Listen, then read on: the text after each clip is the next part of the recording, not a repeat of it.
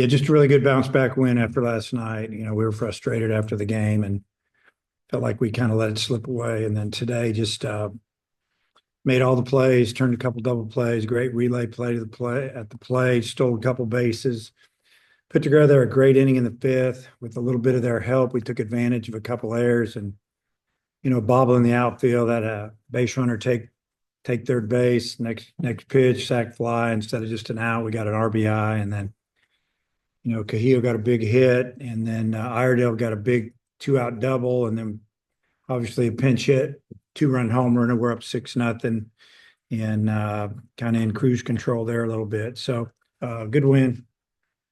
Coach, go ahead. Yeah, Dave, based on what you saw from him this week and even in pregame, did you have a feeling that Wood was going to be a lot better this week than he was last week? Well, he had a really good bullpen, is what I was told by Coach Hobbs yesterday. So he, felt like he would be. I thought he had great stuff last week. He just didn't have the breaking ball. And obviously he didn't command his fastball quite as well. But, tonight it was, or today it was just, it was fun to watch. 3 innings of high octane carry, a fastball and a good breaking ball. And I know you said on the broadcast, 35 to 45 pitches max for him. When he pitches as well as he was pitching, was there any temptation to leave him in longer than that? Or have you been doing it long enough to where it's like, hey, we got to stick to the plan? No, we were getting him out. As a matter of fact, that was his last hitter. If he didn't get that last hitter, we were going to the pen. 35 would have been ideal. I think he ended up throwing 42. So that was right where we wanted him. And hopefully he gained a lot of confidence. And, it's like Coach Hobbs and I talk about, it's kind of like a basketball player that's been out. He starts seeing the ball go through the hoop, man. He gained a little bit of confidence, and he definitely did that today. Matt, go ahead. Yeah, hi Dave. Was just curious with Rocco starting over Cam. Was that more so a platoon thing with the batting splits? And then I guess what'd you think of Cam, hitting a pinch hit home run there?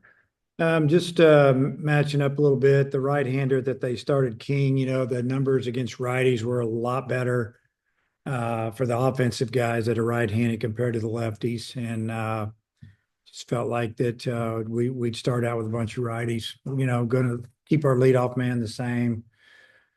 Right-handers after that, and then we had a left-hander in, I think, the 7 hole. But yeah, that was it. And the big time swing, tried to sneak a fastball by him, and he hit it about as hard as you can hit it.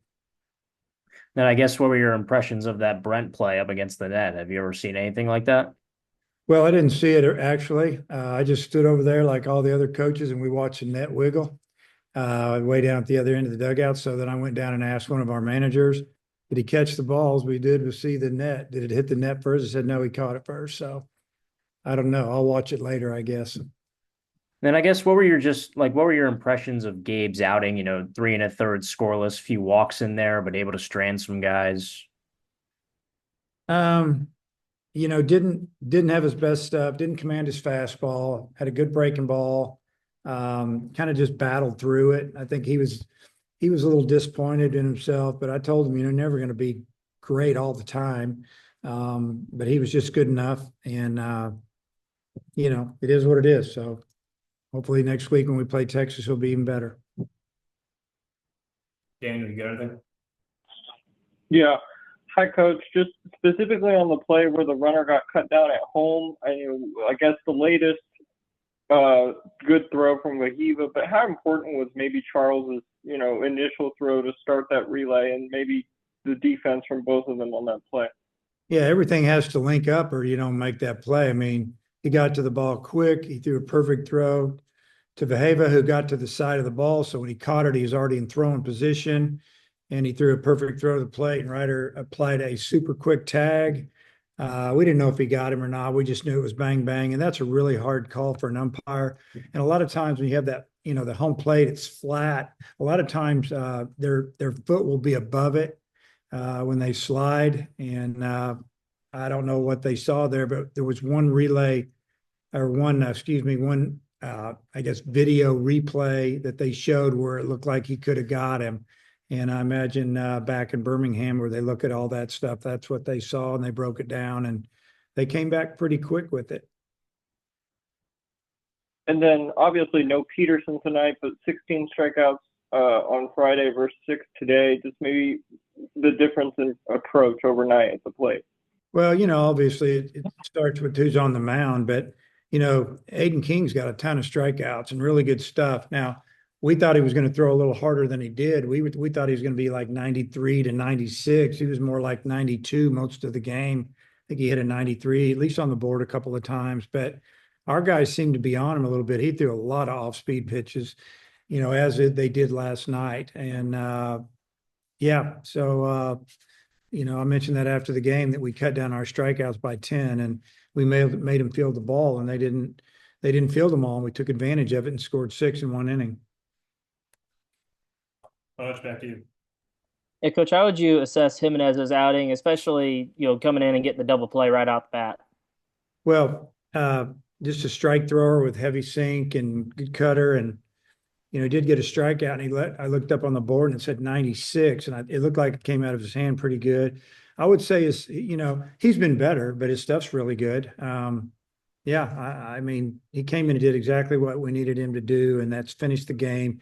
We had a lead, but we got him up and down 2 or 3 times, and we just felt like, we can't try to save him for tomorrow. Let's just let it go and let him finish this game and get ready for next weekend, and let some of the other guys do it tomorrow.